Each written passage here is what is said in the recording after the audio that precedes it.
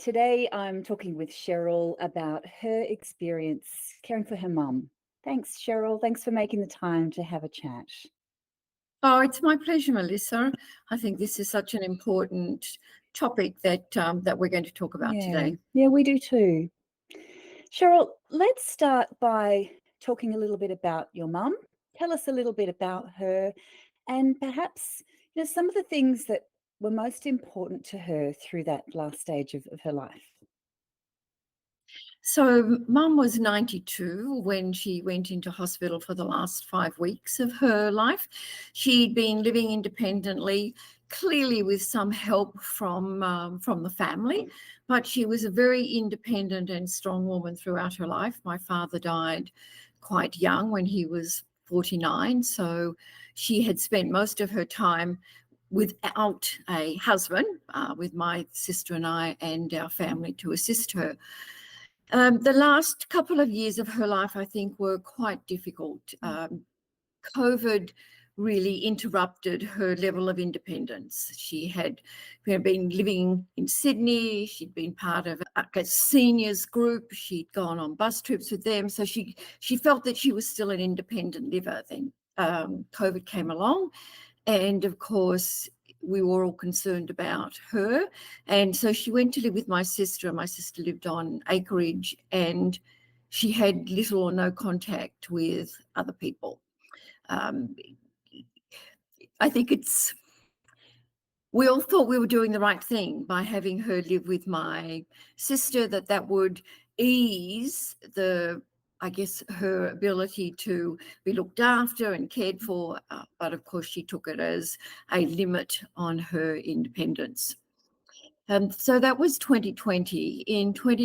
At the end of 2020, we moved Mum down to Canberra, which is where I was, and also where my sister's children were living. So we thought, again, this was great. She'd be surrounded by family and we'd all be able to help her. However, she didn't like the move. Again, she felt she was being restricted and that other people were determining her destiny or her future, and she'd lost that responsibility. In the beginning of October 2021, she'd had some illnesses in terms of fluid retention, and that was affecting her lungs and her heart, and she was unable really to get rid of the fluid, and she wasn't very good at taking the medication as directed by the doctor. She went into hospital on the October long weekend, and the heart specialist was quite open with my sister and I and told us that it was unlikely that she would leave the hospital unless it was to go to hospice or into aged care, but she certainly wouldn't be able to go home and live independently again. And the difficulty was, of course, having that discussion with Mum, because she was, no, I'll get better. I've always got better. People, have thought I had heart attacks in the past, and that wasn't the case. So how do we know the doctor's accurate in what he's saying? So those last 5 weeks initially were about making sure she was comfortable, making sure that, the family was there. COVID, of course, restricted the ability of my children to see their grandmother. 2 of them were living overseas, and my other son was in Dubbo and under lockdown restrictions for New South Wales.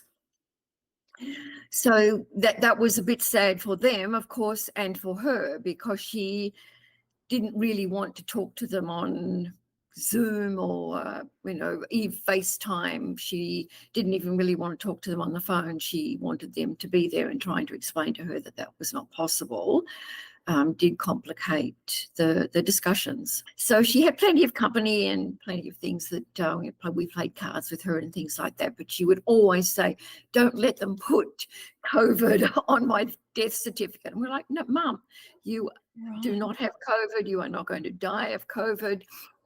We were quite upfront with her. We know that at some stage you will die of heart failure, not a heart attack, but of a heart failure, because your body simply can't keep going on. And initially, I think she really thought that she could get better and go home. And of course, it became quite obvious 3.5, 4 weeks into her stay in hospital that that was simply not the case. Mm. And I think at the time that she realised that she wasn't going home, she just kind of turned her back, rolled over, and didn't speak to anybody after that. Oh, right. Gosh, that must The have been difficult. It was, because that last week where she was literally starving herself to death was a difficult time for all of us. I think for me, I was particularly glad that I'd taken time, not only during earlier periods in our lives, but certainly during those last few weeks to, you know, reassure her of how much I loved her and how much she'd helped and all the great experiences we'd had together over our Mm. lifetimes. But also there were a couple of things that she expected people, particularly my sister and I, to do after she died. And one of those was scattering her ashes. And the place that she wanted her ashes scattered was, it wasn't legal to do it there. And I was quite clear and upfront with her that I would not do something illegal. As much as I loved her and as much as I wanted to fulfill her wishes, that I was not going to do that. And I'm glad I had that conversation with her so that she knew that nothing was left unsaid. Gosh, thank you for sharing all of that. You know, what you're describing there is actually a really common story of frailty, isn't it? As a person gets older and gets increasingly frail. And I wonder, you know, you mentioned that long weekend in October, and I wondered, how ready did you feel to have those conversations with your mum and with other people in your family? And how well did you understand frailty at that point, Cheryl? Is really like it's a life limiting situation at that point, isn't it? I think my sister and I had evidence in the 12 months leading up to that time that mum was increasingly frail. She had had a fall and been hospitalised for a fall. She wouldn't wear her alarm, and so unfortunately she had a fall outside and was outside for a while. So it was increasingly obvious she couldn't walk well, she couldn't get herself in or out of a car. So I think we accepted her frailty much earlier than she accepted her frailty and the eventual impact that would have. Yeah, goodness.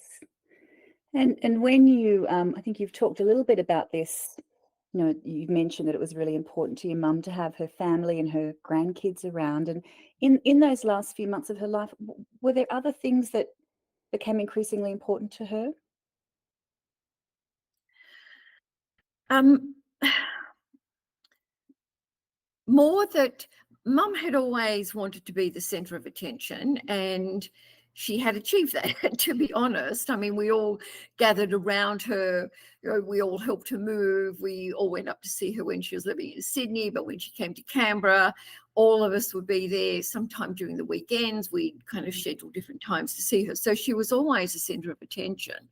And initially, when she went into hospital, I think she kind of relished the fact that, we were all almost at her beck and call. Whatever she wanted, uh, we'd bring to hospital. We were all there. I was there early in the mornings. My sister was there during the afternoon. So it was almost as if she achieved the thing that she'd wanted to, was that everybody was there doing the sort of things that she wanted to do. If she wanted to play cards or she wanted to chat or whatever she wanted to do, we were doing it for her.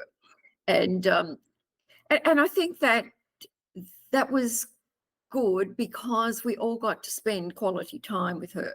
I mean, unfortunately, my children didn't have that opportunity, but my nieces and nephews did.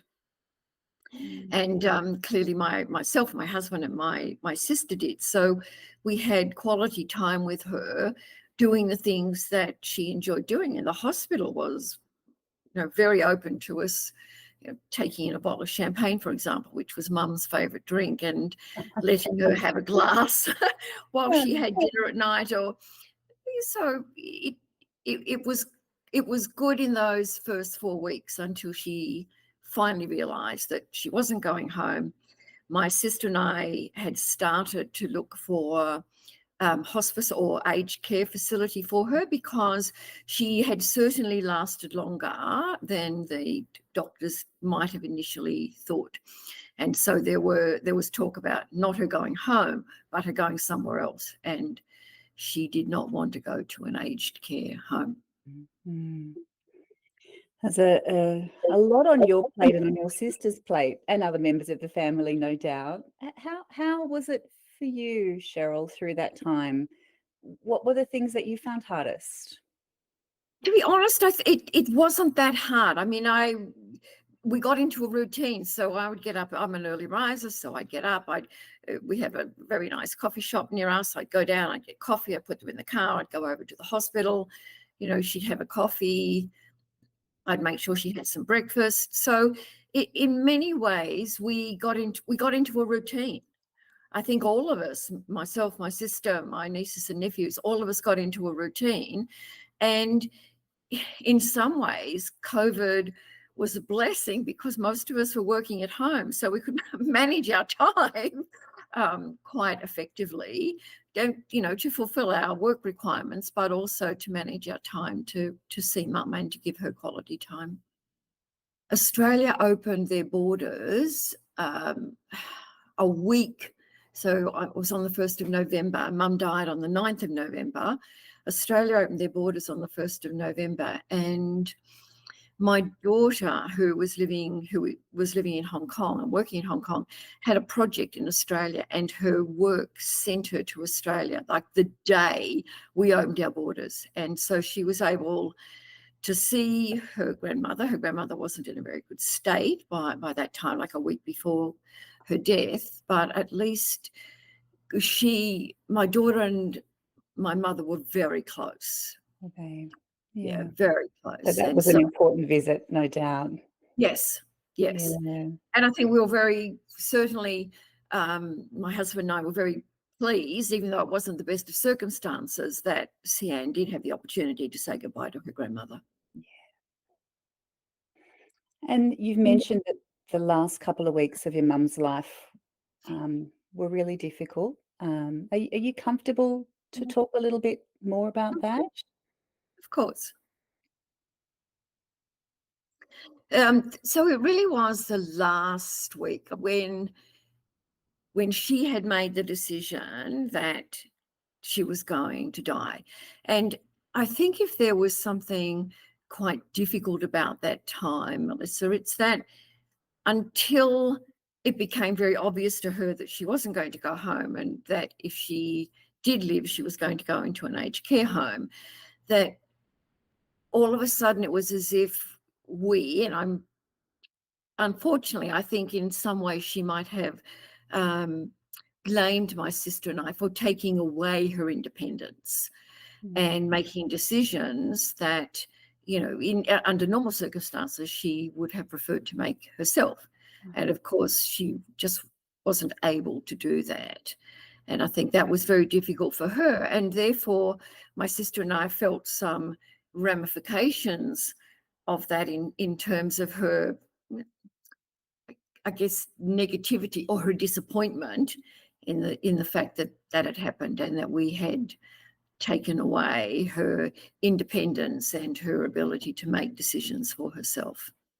And did that come out as your mum being angry with you, sad with you, reluctant to talk with you? What did that look like in terms of your mum, I guess, reconciling that? So I think early on, I mean, let's talk about the last 4 weeks. In the last 4 weeks, it was more about, why she didn't want to be there, the events which had led up to her being in hospital, such as COVID and going to live with my sister. And then when she realised that she wasn't going home and that was never going to be a possibility, I mean, she literally turned her back on us and pulled the blanket over her head, and there was no further conversation. So we were able to talk to her or talk to each other in her presence, but there was no interaction. Difficult. Mm. Gosh, that's a lot that you've shared. Thank you, Cheryl. If you were to think about others who might be going through this right now, or might have this ahead of them in the coming months or years, caring for a parent with increasing frailty, where there might be different levels of understanding around what frailty is. Do you have any thoughts or advice for those people? I think one of the positive things that came out of my mother passing away was that we have had, my husband and I, but me in particular, have had much more engaged discussions with my children about exactly that, about frailty. They asked me, I turned 70 in January, and they asked me on my birthday, so what's it like getting old? How do you feel about getting old? Mhm. What are the negative and the positive impacts of that? They asked other questions about, about being a mother and the things that we'd done together. But it has given us the opportunity to have those discussions. So what do you want to happen to you as as you get older?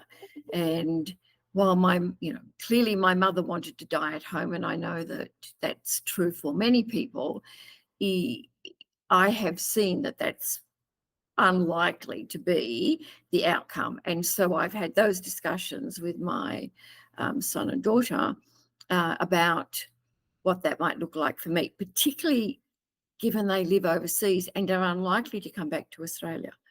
So, I mean, Yeah. there are levels of conversations that we have to have about what if they can't get home, or what if it's a sudden death, or all of those things. And they really do understand that, at 70, let alone at 90, there are things which are different for me. And I think we are going through that process in a more engaged, grown up way, if that makes Yeah. sense. Yeah. Conversations are more open about what we'll do and what will happen, and what I would like in those, when we get to that stage. But I also think I'm, like many of my peers, prepared to have I guess, a plan B, i.e. can't live at home, go into aged care or go into assisted living or whatever that might look like. So I think I have a different mindset than my mother did about what however many years those years might be, but what that might look like prior, prior to dying, and how I will cope with my frailty. Yeah. We hear so often that they can be quite difficult conversations to open and to know how to contain.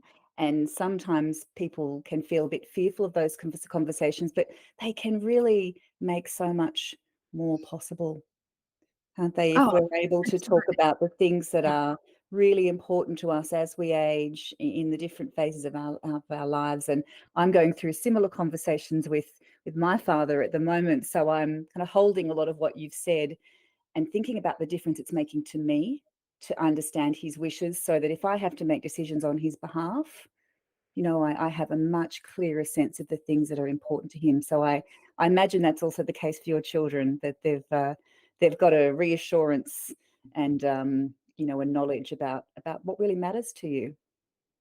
Oh, absolutely. And I also think that there's a recognition on their behalf and mine. And it is one of the conversations I did try to have with Mum. And I think I certainly, I was content that I'd had that conversation, that there is a time in people's lives when they're simply not capable of making the decisions themselves, regardless of their mental acuity.